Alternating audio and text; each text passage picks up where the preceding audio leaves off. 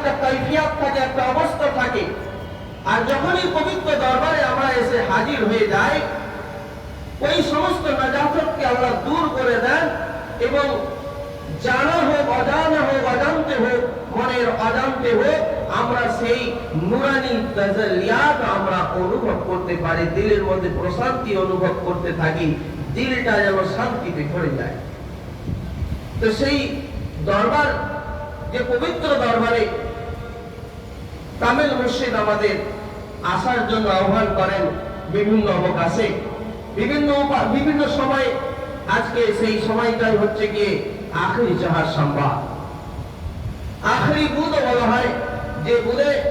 যে বুধবারে নবী করিম সাল্লাল্লাহু আলাইহি ওয়াসাল্লাম তিনি সুস্থতা বোধ করেছিলেন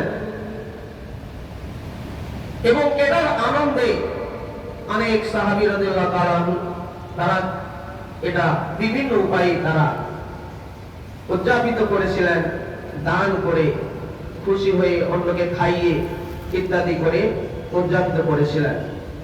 এবং অন্য কিতাবের মধ্যে আছে, উসদুল গাওয়া বলে একটি কিতাব আছে, সেখানে আরো বিস্তারিত ঘটনা বর্ণনা আছে। এবং আজকে তিনি সুস্থতা যেমন অনুভব করেছিলেন, আর